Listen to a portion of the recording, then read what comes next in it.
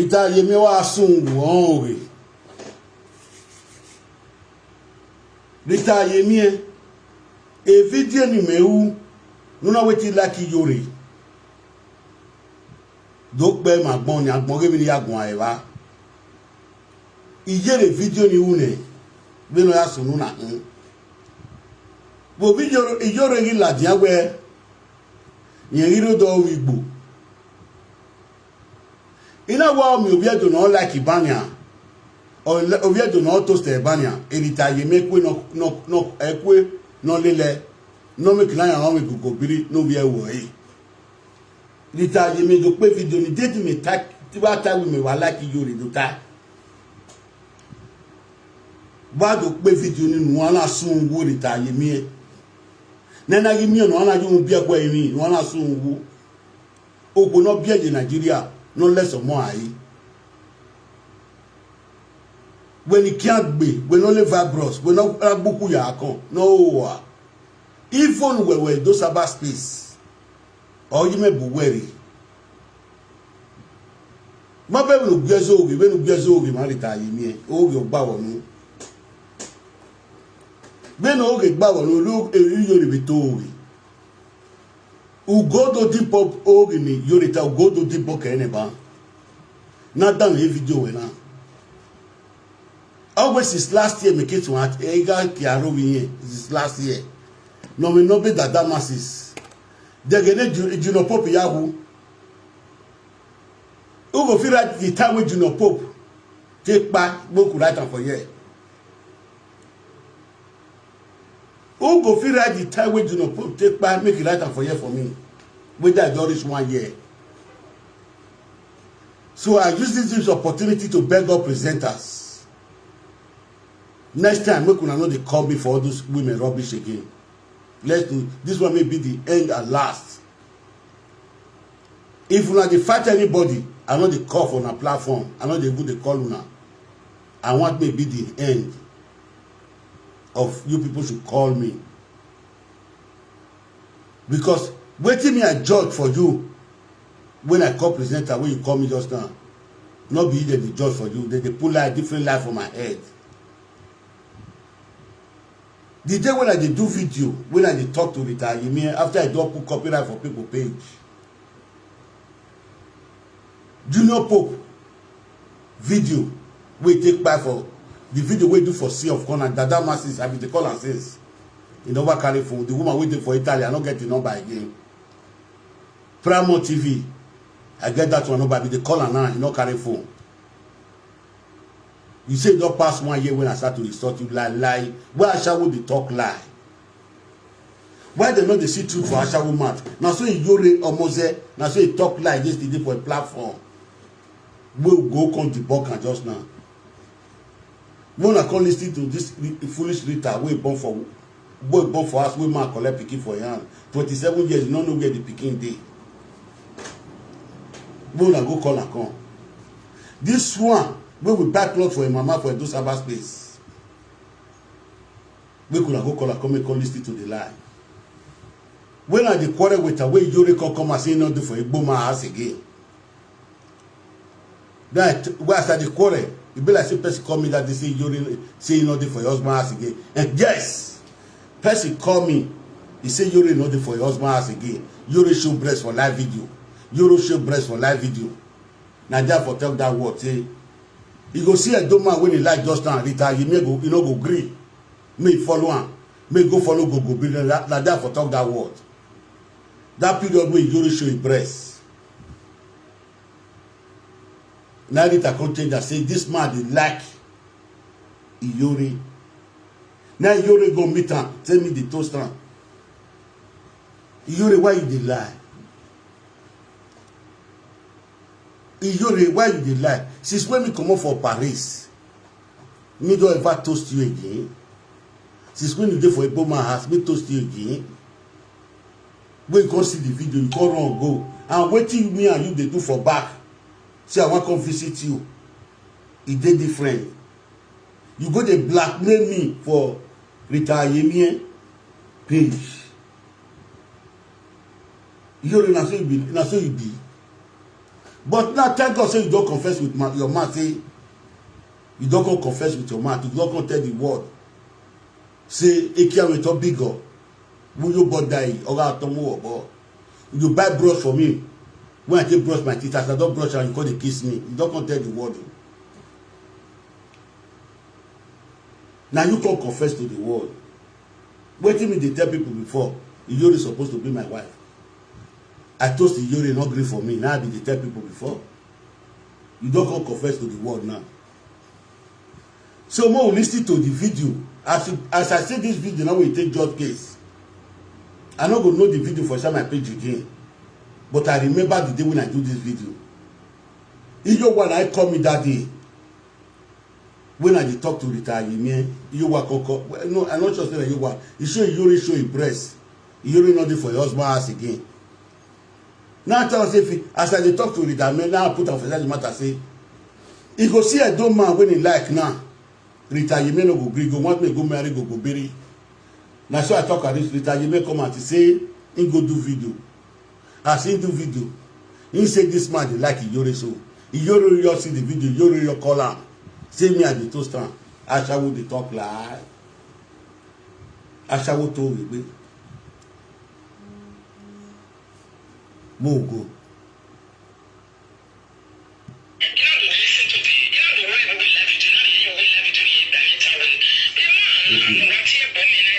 Okay. Una here by later. Oh, you can't take a joint word. Ask me take a joint word for my own. You can't take a joint word. As me take a job work for my own at the list you because if they judge other people go believe. You talk and hear and say you can't take a joint word. As me take a joint word when they can't tell me say you need to win breast for live video. Say men why they look the breast, almost what they look the breast for that side. Now say me also go look the breast just now. I can't talk as a joke. I say me also go look at just now. If you go say where I go look at. You say that one not concern now. Now say you go see better a doma just now. God they tell us say me go follow a doma. Me follow a doma, may they forgo return the cost. When they swear for our building land. Now say you go see a doma just now. Rita go biri no go gree. You go want get to Zimbabwe go biri man. And so I talk that one issue. Friends say you clarify yourself now say you take a joint word. Talk. Tell God say you talk around say you take a joint word talk, but you already come meet you say I dey toast am and when you already follow me the plan for back. You follow me the plan for back. See if I come greet my brother for Paris. Me not ready to even come because I dey for school now. I don't feel leave school because if I leave for one day, the day where I go school, I don't go. They will cut the money where they pay for me. They'll cut them. Me just take them as we talk. Say if I come, if I reach your house, if I come as I say from Paris to the place, take 3 hours, now send a motor, I carry the come. No problem. He said I go spend 5 days for a house. If I spend 5 days, the day when I come, we will do live video together. Before I come out, I not do live video again. The day when I come out, if I don't come out, you see I don't risk your work out, money you your shot come out. See Atiti do me yaga. Atiti do me yaga. Atiti o, imam no mu kama o. I don't know the time we take touch me o. Sleep you take me o. Na so you talk am o. He say yes, they go saga me for 2 weeks. He go finish. He go contact the same door. Well, wetin we go do? He don't fell in love. He don't know wetin. Na medicine take cash me. Na so he plan am o. He buy brush for me when I go Paris. Una no ask am wetin make buy brush for me. He say my IKEA bed. Una no ask am. So more listen. Since you don't talk, I been not hear there before. Say you take and join word talk. As me take and join word talk on my platform. But they can't tell me say you ready to win breast when I talk to you. They say almost we don't carry the breast in the show for that side. Now I say me go see go look at just now. Say you go see better man just now. You Rita go bring no go gree. Me follow I go want me get to Zimbabwe man.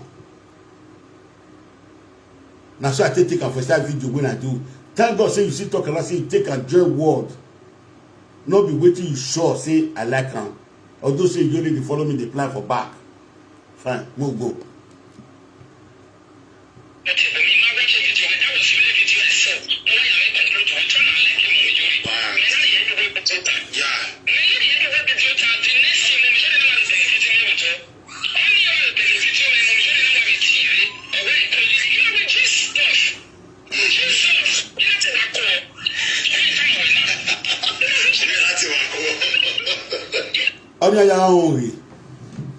That's why let the thing like person. We don't call you, we just see we the talk now. You be your faint. What do you want make you faint? You don't come tell you the toast and I be want make you faint. La lie. Rita Okbo la lie. Rita Okbo la lie. Rita Okbo we born for Nigeria, we not find the pikin la lie. Rita Okbo we born for 4 men we lie. Rita Okbo we born for 4 men, you dey talk lie yo. Move the go.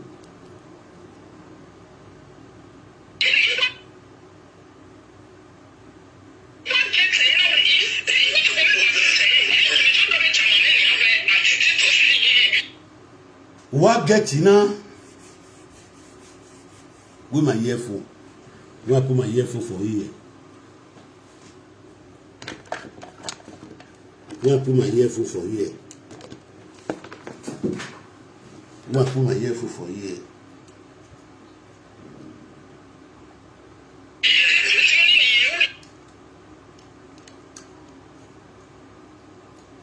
When I wait.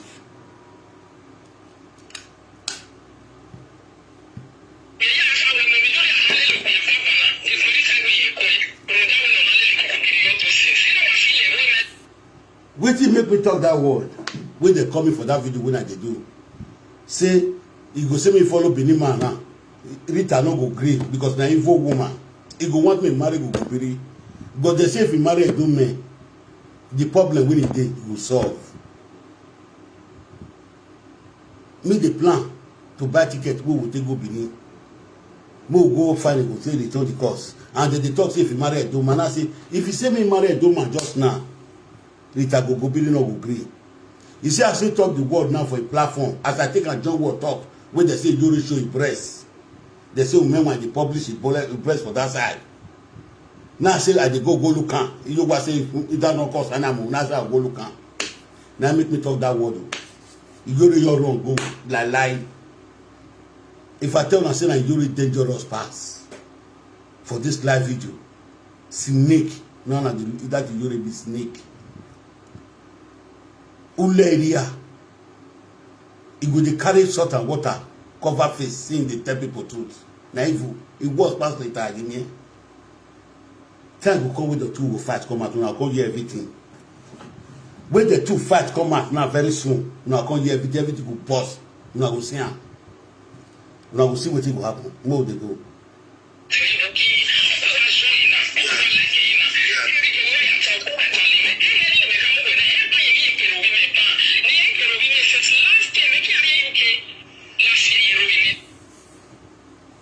My people,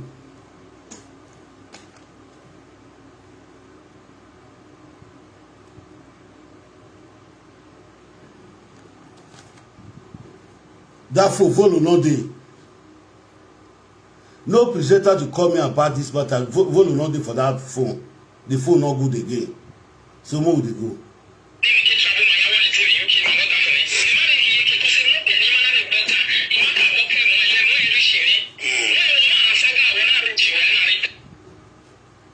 Rita Gogobiri, I know the saga you. Wetin happen? Dada masses call me. Junior Pope video, no be since last year. That phone no dey go. A phone the phone no dey work. You go dey hear wetin I dey talk, I no dey hear wetin dey talk, phone no dey. Who know dey have my number, make Rita come up for my platform.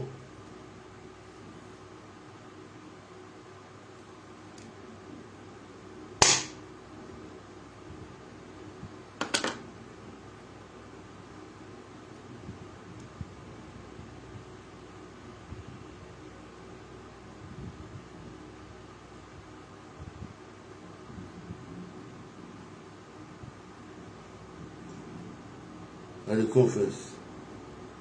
Wanna wait.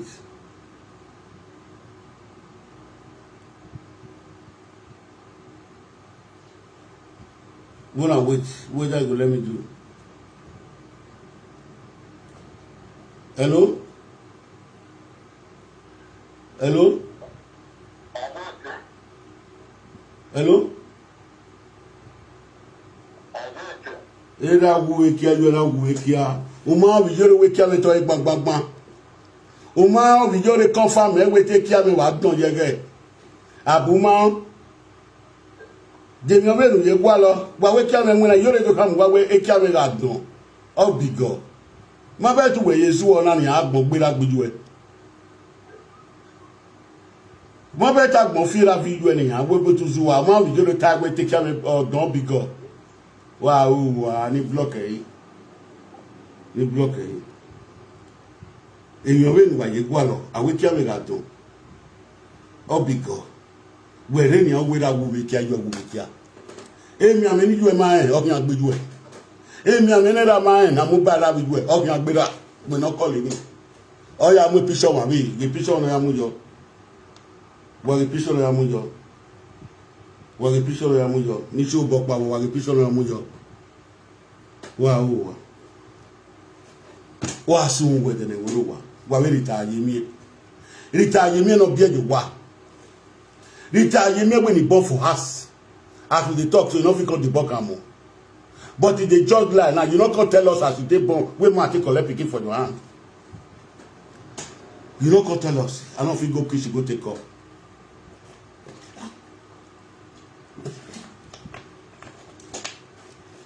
Any creative work, you know, here is it. We live video. Mo dey go. Mo na dey listen o. He say me dey like Iyore. You know, Iyore no tell us say Iyore you go dey talk or not that. He not tell us say me dey come before. He not tell him. You see women wey dey take person to bad person. He meet us Iyore, for instance, like two instances, apart from the one we do for France 15 years ago or 14 years ago. Iyore supposed to go tell Rita Yemi. Maybe she go tell them, they say I don't come react. It say I don't react now. Therefore they talking for SARS. Say lele. Therefore maybe they for the talking. As I can't react now, everything can spoil. Ah, Atiti for no react. Atiti for no react. Atiti for no react. Atiti for no react. And Rita make me react. Rita just make react.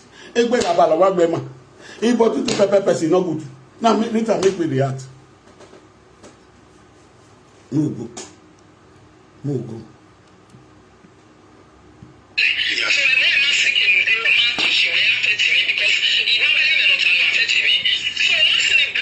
Affect where we don't be Zonia.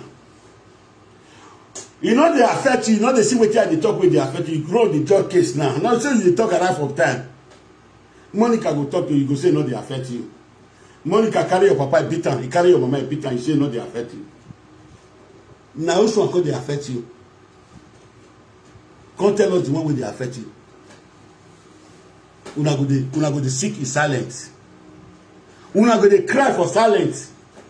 You know they touch you now. You record the beg. See I la we know they touch you. Since last year, okay, over your way. Since last year, okay, over your way. Since last year, okay, over your way. All the info we don't do for this, I do cyberspace. I prove them.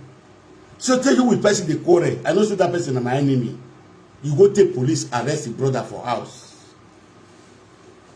I want talk. You don't say I not talk. He said the person, you know, see where the person they cost me. You know, see where the person they cost me, and that person now they control the page when it thief. As they control the page when it thief, you with Iyore, the saga Iyore na Ogunyoba. Now I can't beg that one for SARS. I can't taste like said carry on together with her. I can't settle two of them. They call the play. Nobody say they take a good person for life. You see anyone they where I carry Iyore matter go give anything where Iyore determine as if we call her the saga Iyore, I'll go to tell her for that side. You must see him. But I try by all means one get two of them together. Una see, I go display on a difference of evil people for society. The saga not they meet you. You not see her. Why you call the job for Rita platform now? Where like the aggressor?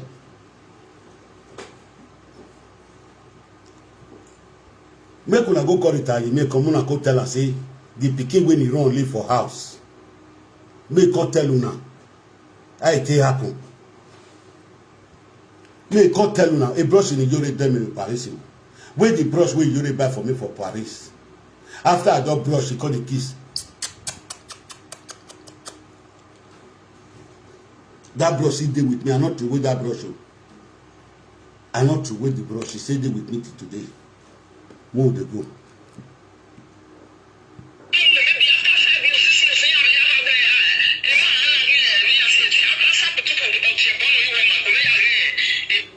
Asa putu. Una asa putu ga igbowa. Asa putu ga igbowa. Oh, this my phone cost boy when I take the enter to Butubu.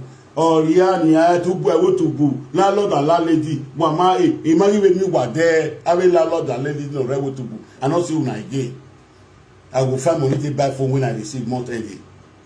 Name can now beg I will landlord and landlady no right what to go. Make una press I like your thing for make more share the video, make it go viral. You know they go the pretend. See they know the year with you. They know the year small platform. They all of the year for what you. I dey see Plasma TV just like I dey call and not carry my phone. We the talk say Frank Victor don't agree say as they talk the matter.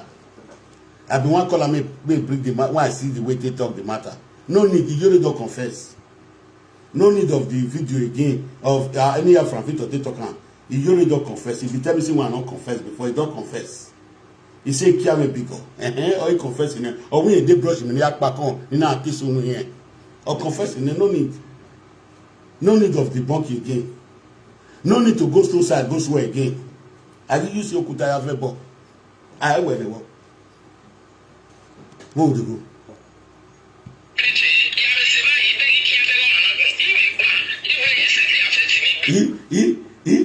You come my platform. You know they see fly. You know you see human being. Oh, what they you do the proud. You do the proud. You do the proud. You brag so much. You be a guy who brag him man. When I shall go too proud, like the Adam. That's why the man when you born for house. Swear for you say you not go ever stay for one man house.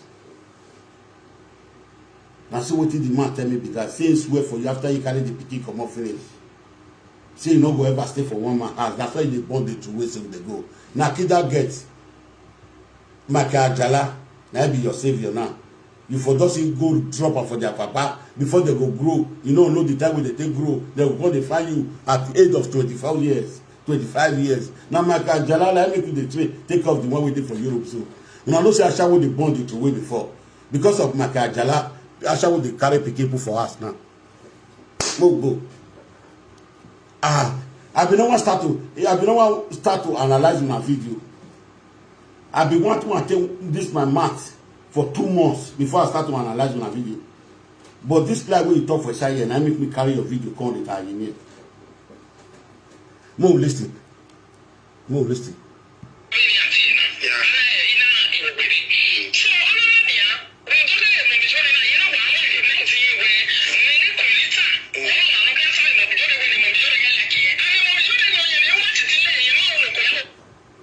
You don't see the lie where they talk.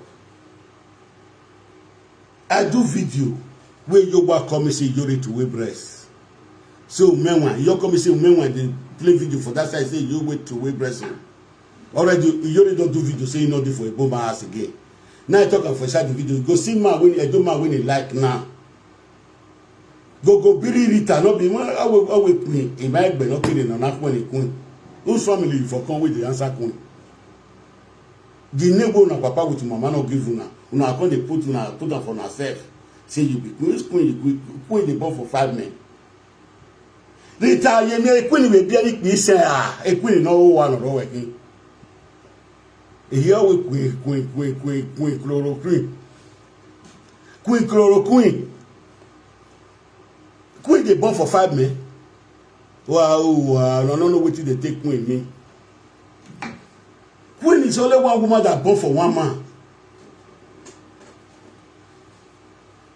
Queen are only the man, like Monica and a queen, like a lot on a queen. Now 1 man they born for. Not be you where you born for all of us. Rita, you mean all of us now you born for. 5 father, 5 picking. Then you call yourself, wow, I actually will not get sense. Asha will not get sense. You know, see you say queen. A go biri oge queen, oge a queen oge go biri. Oge do. Ma queen ona a queen oge do oge go biri na. Where would they go?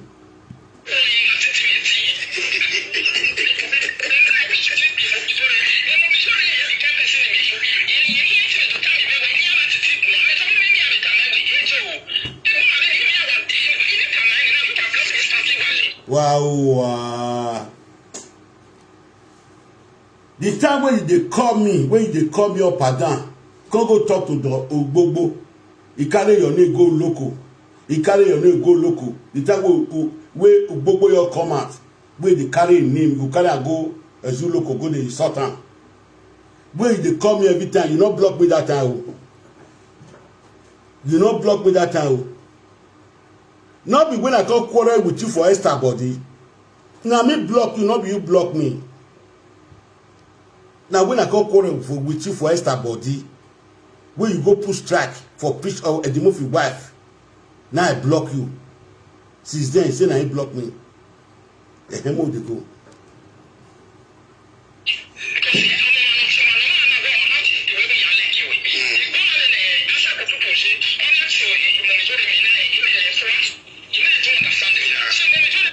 Vijoria gbebo na Vijoria gbebo oyon ba oyen wo na mo bo gbebe do ohun esusu no kiru noju lawa o we ka wo omo na gbon yin na we na we ka wo o block e wa o wa Rita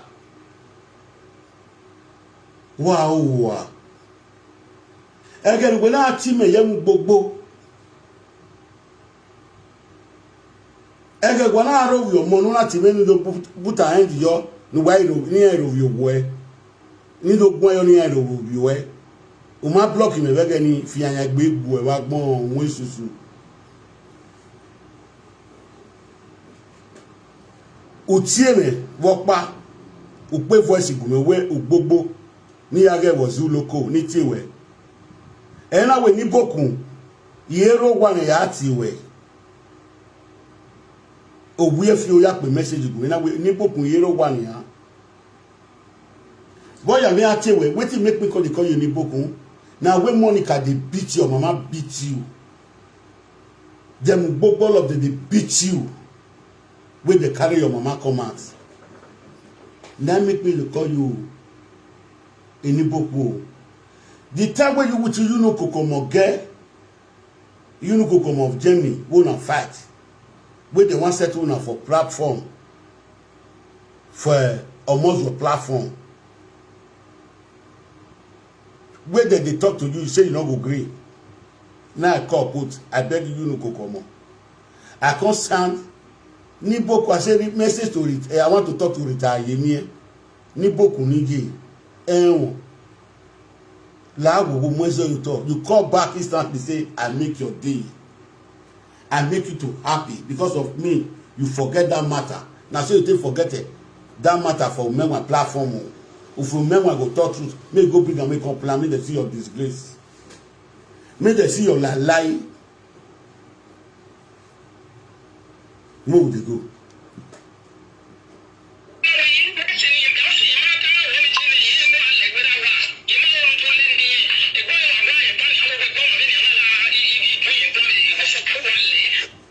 You see you guys they talk lie. Sometimes when you go call me, people go there for this parlor. Now maybe people they stay for house. Not be outside house. Now my family maybe they stay for house. Anytime when you call me, if I call her, if they call me 5 o'clock in the morning, you go say you're the wake so. You go say that the lamogu. We call they tell you lies. So say, if he tell you, you go your block me. The time when they call me from Rosie matter, when he go sleep with Rosie husband, when they call me when I can't drive Rosie for a body. You not see a Queen Go period, you not see at that time say they call me for live, they call me. Me with them, they call you not see why you not tell me why you not block me since why you not tell me block me? Lie people, lie Ashawo, lie Okbo. Ashawo no get small one. My papa say all of them they talk lie. He said they be lie. Oboga boy wa wijore. Wa wijore ogun bad wijore kin. Wa asun wo. You say you no send me, one fight for her. You don't send me, but people are not be mirror. Our bomber yes, evil people. Where would they go?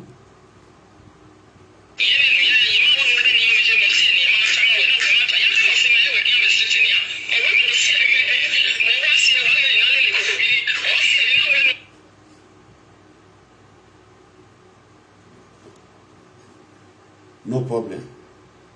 I dey sound message for here now. I dey beg all presenters.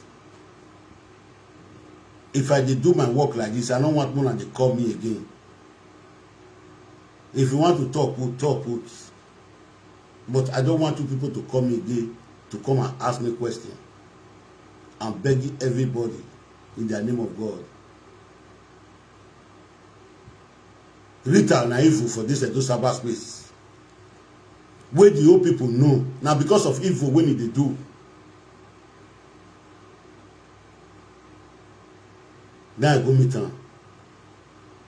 Now me they change the now maybe Messiah where they change it for this Facebook.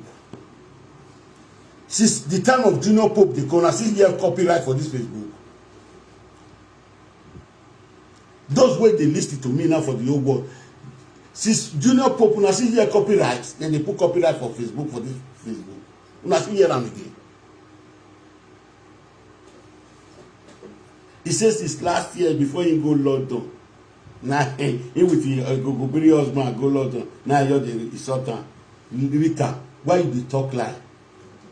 If now since last year me they insult you. This quarter way you only bring on. If I don't bring us since last year. Not be April this year. Now Junior Pope by how many months now? Who did you make help me write how many months? Wait, dinner with Junior Pope take by make help me write now. I beg make help me write now. Mo know how many months. Wait, Junior Pope take by. No be papa brother, no be same place. He say he get automatic copyright. Evil woman.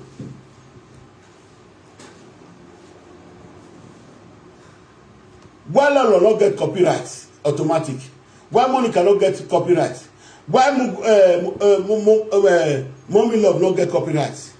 Why Ketodi only will make copyright? Why Proud Mom not get copyright? Because you be evil. They say 3 months. 3 months, now Junior Pope take by now. You dey talking for Rita platform just now. I not sabi judge lie. Now wetin happen? Now I can't judge for the case that the cost not going to reach my body. You don't do me anything, but you dey offend Edo people. You dey cause cry for Edo people body. I know the cry with Dada Masses cry for me that day. I know the cry where Primo TV come to report for me. I know the cry where that woman waiting for Italy come to report to me. Now make me come for you. 3 months now the quarter starts. Where you need to throw parable they come for me. Where different people they see am. Where you dey throw parable for me, different people they see am. But if I want to do my own, I dey do my own, go pronounce to the world. I go do it, go pronounce to the world. Wetin happen? I dey do video, they talk to you that day. After you don't come do video, come talk to me. When you say you with your family go poor forever. The video when I do for Simon, the next 2 days, I dey do video. Now you walk come and say, you only throw away breast for live video. Now me show the breast. If you want to take the breast, catch me when I not beat with that. You mean again? I not see the breast. I not see her. He don't talk for his side. Beg. You don't beg. As he leave me, he ought to wear breast for live video. He said, "I still be so like they do one." Because you know, say the quarter say all those women they to wear breast for live video. I just come up for the live video instantly. I just do like person we don't see and they break down. You walk on tell me say, "Women when they show yellow breast for that," and I say I go look at just now. Now say me go see. I will still go feel my eye. Inside that video now for talk and say, they tell me find Benin man and see some big dog go. You go see Benin man just now. Rita go Benin no go gree. Me follow am. You say now I call the beat you for. You call the talk lie. You don't see Ashawo no go stop lie. 3 months now again now where Junior Pope take back. Many people see the video when I come do where Junior Pope back. People will go talk to you for the world. Whether I don't ever talk to you before Junior Pope back. Whether I don't ever talk to you before Junior Pope back. If now since last year I did talk to you before you go London, you're for that come out. You're for that come out. So if now they talk lie, Mona tell her me come play the video. Me come play the video when I for talking. But the talk of a standard word, he take and join words. As me take my own join word when they come and say you wait to wear breast. When they say you don't know do for a boma, now say if you see Benin man just now, they not go agree. Rita go Benin not go agree. Because I know say that evil. Go Benin one can talk. And I say this man he fell in love with the Yore. He just called Georgia to the world liar. I be told say nobody's going to they analyze when I love video both the one we Yore do. I be told say my matter I want to beat you for 2 months. Before I can settle down, cut all the old video. Who do I cut at 30 minutes? I'll cut at 30 minutes. If now this one want to do today, if now this one want to do tomorrow, I go the plan, come the day destroy now. I want finish now for this Sabbath place. I want tell you now say I too big passion now. I want tell you now tomorrow. I'll go watch your picture for that period where you can put so. I'll go cut to me for cemetery when I want to beat only body for her. Obey I have bassy. When I wait for me tomorrow.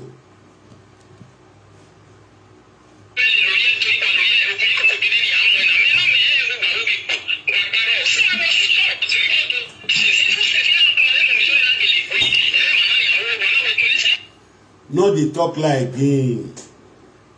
Even with the week will not day before it throw away breast. Now the day when they throw away breast, the day when they throw away breast, they not day again. Before Junior Pope that by he only do his house. He not day with the boma again. No, they talk lie. No, they talk lie. As you come, what did you not tell you now? I can't tell you say I toast you. I toast them. Maybe it is not going to react. Maybe you go call they tell you say Atiti they come and play so as maybe we can discuss and say Atiti the dog oh man. We will reach there now, we will reach there. But I for no fit go, I know the deceive person. I for see plan say I know they come now. Because I dey go school now. If I travel for 4 days or 3 days, they not see me for school. Maybe 2 times in a week. You get sometimes we go be 2 times in a week. You get the time we go not be throughout the week. They not see me. The money wey they give me the cut now for 6 months. I know we fit travel. The way you take follow. Now he tell me say as we want to do am. If I come Paris, come greet my brother, I drive go a place. People will see me when you come pick me for train station. People not will know whether we do video, we do video, we dance together, we play, we all video. I just did for them for 5 days. The day when I just come out like this, bah. If I just drive, they come out. He say, you know, say, Rita go say when I call police for her. He may call police for me instantly. He say, he go let me drive, come out first, finish. Say, wait, Rita will say, oh, my plate number, guy. Yeah, my guy, he don't know the plate number, oh. He don't know him, oh. Atiti take touch you, the people will start to saga me for 2 weeks. Say 2 weeks, the saga don't come up for ground. You know, you too sabi, or where they are where. Awe kiani ye ball, and I ye ball. Hi, you see big. You know, I say big. Or women never. No, pretend the man we require master ye, require mistress ye, you know. Ekino do, or we sack, or ya, or kekwa. Who no gain, who no wear. No kekwa, na. No do disgrace by ya. On a few polluted. You took out for a because you show all of now. We be members. On a mawasagi. My bad mwa. I shall go down. I shall go no who are yapping. More place more.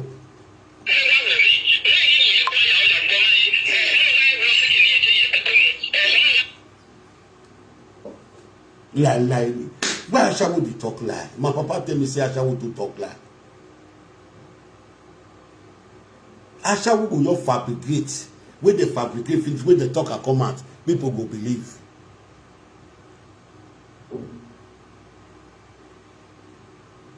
People will believe.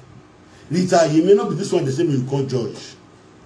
As you come out today, you'll see like where Atiti they put for your head. And you not born for man for Nigeria, Atiti say you born for man for. Now that one say me you can't talk. You not talk that one, you they run for that one. My people, I know they talk loud. Una go yell, una go see shame wey go enter for this live video. I want this great people. He go consider talk to Vera. He will born Pikin don dey for 27 years. He no know one for face. Rita Okpo. The man say he swear for am, say he no fit stay for one man house. For wetin he do am. He say Rita. He go outside before he come. Your best friend come to sleep with Rita for a bed. Achawo. Oh.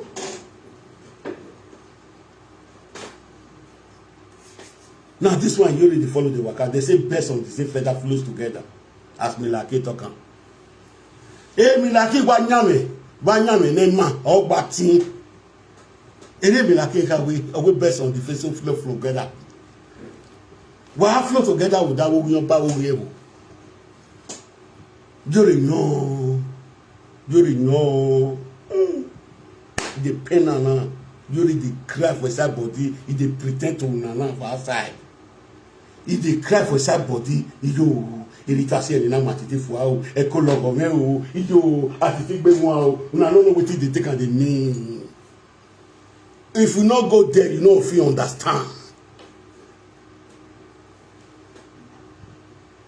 I not say because of woman when I not did the real work when I can't do for life. I not say because of money when I not do the real work when I can't do for life. I cannot do that, my people. Some people they thought say they give me money. When I just see for this platform where they come for Dumezedo where they say they want to bring money. I say I don't need money.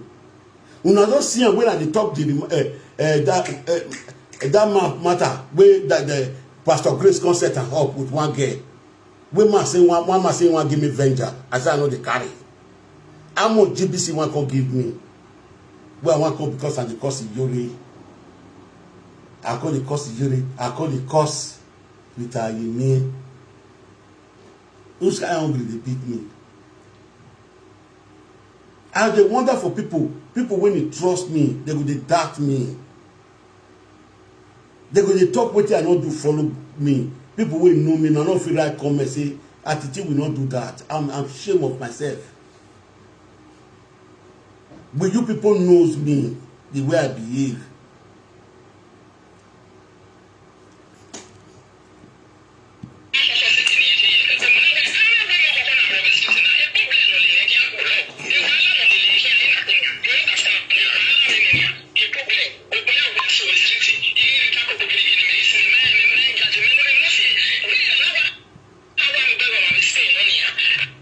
Yuri just declare saying do good for me, do good for me. Only the good way he do for me. When he carry me go club, we sell 700 euro. He did deny yesterday night, they talk lie. Only the good way he do for me. He that one. He get one woman where they cook for Shadow store that time. Where they cook, where they work for long. If that woman makes stash, come on. Where we will sit down together, where will they chop the stash, shut. Oh, but Atiti. When you don't even you go say Kada daddy, Kada. Now they come here Atiti now. Now social media, now I make condition better. Now woman will pay for me, now make me on social media. They say downfall of man is not the end of his life, but I thank God for this full period. I know with it God, don't it bless me.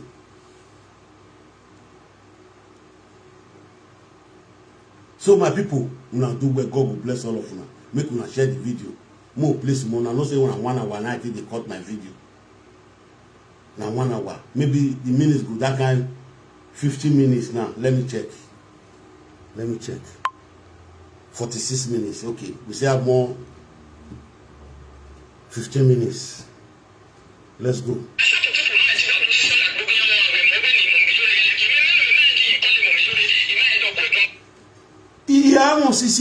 Because you are evil in this Ezo Sabbath space. You'll be evil. When I do the boss right from day one. All what you don't do for this social media, they first me. Now you cool my temper for his house. But this that copyright of it, Junior Pope when he come, I not call him. I know if you explain, I say I did boss ass. Now I start this you. You know the singer, if they pray just like say you don't know whether it is, but you don't come do video that day. You don't come do video. You don't come call for Rita platform. Now you say you know the same you lie. You don't see your voice, it don't change. Now so you say that yeah. If they draw low voice now, make them for pity for her. Yeah, it's a big what video. Climb on the yore you when you die. When you feel money winner, if you want to school drive your motor, on our money, no work, go away. When you buy a room, one of me for no, if you want to go to young die as a boy. You see, I did for one room. When I go carry ass first. Now, ask now be my problem now. I never marry now. I never do marriage now. Wait till I want to pay for flat for now. If you get sense. Now me can't tell you say if you don't born. If you don't born, I go carry flats. We got bien me and with flat. If you just say I don't see flat put you where you born. If you don't born, I go see flat put you. It just a made day. When we tell her, wa Lord yadi wagmo, wa sungu, oyo bagyo. Unwe susuwewo, oh we yori no we. La lie. I don't know people go just now for the next video when I do before this one. We'll go down on debunk your lie. Yori, all what you talk for your platform. May your member call you, may push up with that, may take the no one may, when you go talk with that and truth all of the day. Whether me tell you some of the things where they talk, so can't swear.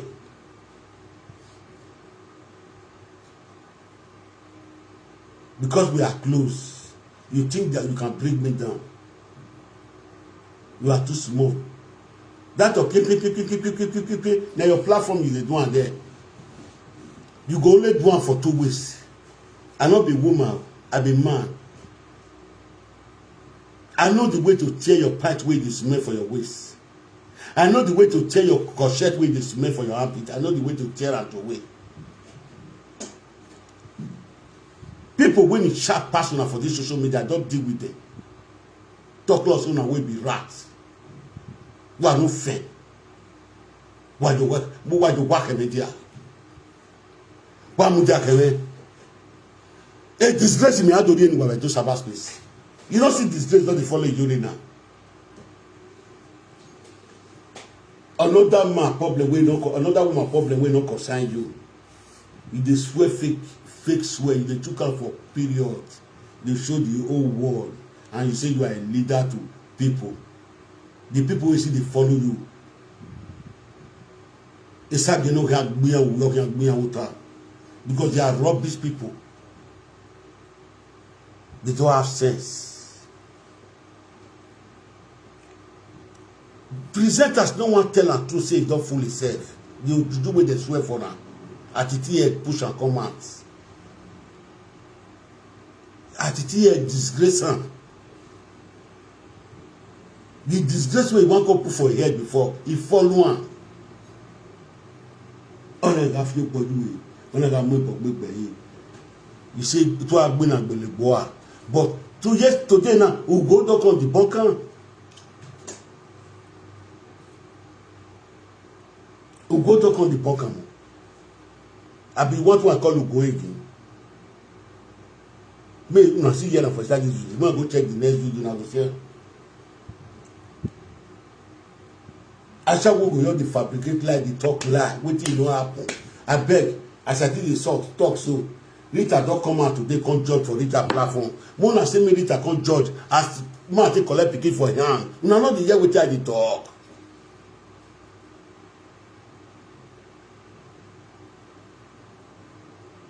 Pikin wey Rita no know dey for 27 years. Rita go dey he boyfriend wey get belle no put money for head. The man before the man come for outside, Rita go dey sleep with the friend on top of the man bed. Hey.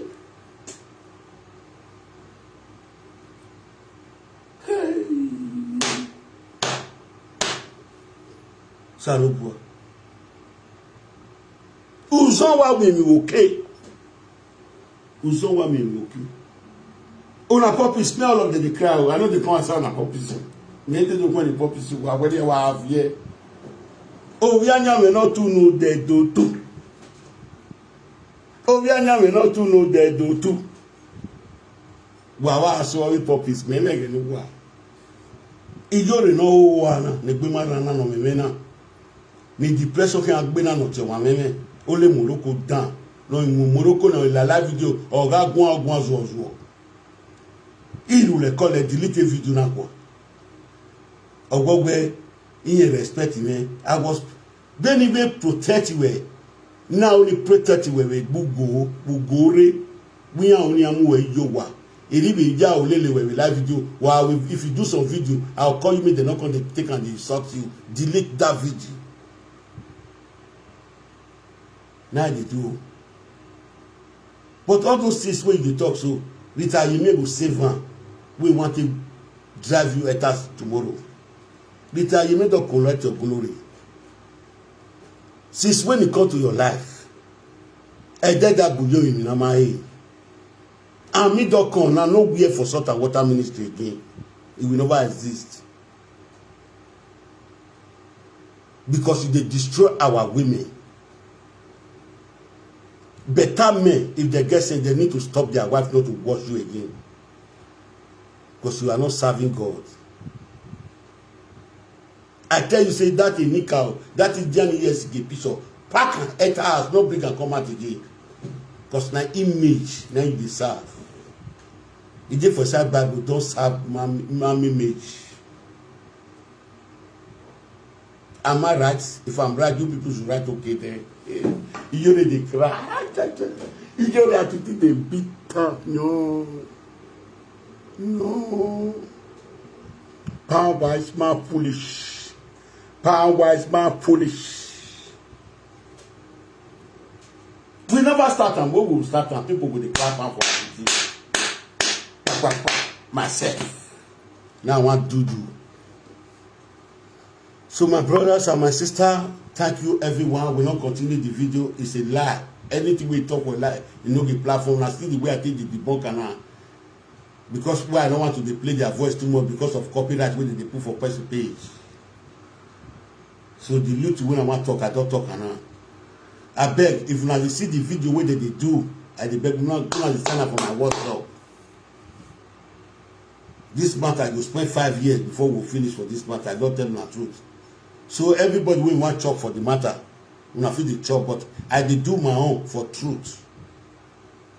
If they say 1 year, now I talk for each platform, just say, he say 1 year.